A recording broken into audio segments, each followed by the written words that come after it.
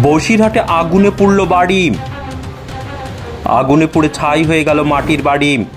বাড়ির ভিতরে থাকা সব জিনিস পুড়ে গেল। ঘটনাটি ঘটেছে মঙ্গলবার দুপুরে হিঙ্গলগঞ্জ থানার পশ্চিম মামুদপুর গ্রামের শেখপাড়ার ইয়াকুব শেখের বাড়িতে। পুলিশ ও স্থানীয় সূত্রে খবর, ইয়াকুব শেখের দরিদ্র পরিবার। গৌড়েশ্বর নদীর পাশে মাটির দেওয়াল ও খড়ের ছাউনি দেওয়া ছোট্ট কুড়ে ঘরে থাকতেন। দুপুরে হঠাৎ আগুন লেগে যায়। আগুন লাগায় আতঙ্কিত হয়ে পড়েন পরিবারের সদস্যরা। এরপর স্থানীয়রা ছুটে এসে পাশের একটা জলাশয় থেকে জল নিয়ে আগুন নেভান। তবে ততক্ষণে মাটির বাড়ির ভিতরে থাকা বিভিন্ন জিনিস পুড়ে যায়। ইয়াকুব শেখ বলেন, ঘরের ভিতরে টেবিল ফ্যান, জামা কাপড়, চাল এবং নগদ বেশ কয়েক হাজার টাকা সব পুড়ে ছাই হয়ে গেছে। কিছুই বের করতে পারিনি।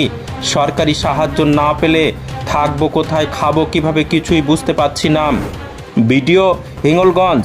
দেবদাস গঙ্গোপাধ্যায় বলেন, কিভাবে সাহায্য করা যায় দেখছি।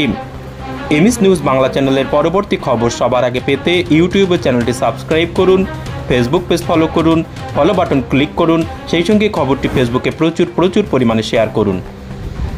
এত জল দিচ্ছি, জলটা নিচ্ছে না। এত জল মারছি, এত দম লেগে যাচ্ছে, তাও জল দিচ্ছি, জল কিছুই হচ্ছে না। কি ক্ষতি হয়ে গেল? সমস্ত ঘরের জিনিসপত্র, বাক্স ছিল, শোকের ছিল, বাক্স ছিল, সব কিছু টাকা পয়সা ছিল, সব দেখা যায় এখন বই ছিল, সব পুড়িয়ে নয়ছা হয়ে গেল। অন্তত 20,000 টাকা ছিল বাড়িতে, সেই টাকাগুলো নয়ছা হয়ে গেল। এখন কি করে খাবো, কি করে কি হবে জানি না। নামাজ পড়ে দেখি আমার ঘরের ভিতরে কারেন্ট পুড়ে যাচ্ছে। আমি তাড়াতাড়ি লোক হাঁকাহাঁকি করে আগুন ধরে গেছে, আগুন ধরে তাই ডাকছি। পুড়ে গেল, পুড়ে গেল।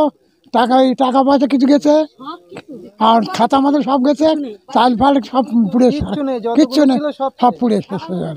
কিছু চাইছেন এখন আপনি? এখন আমাকে সরকার কোনো সুযোগ সুবিধা দিতে হবে না, কি করে বাঁচ পাবো না। কি নাম আপনার? আমার নাম ইয়াকুব শেখ। কোথায় বাড়ি? বাড়ি মাহাতপুর।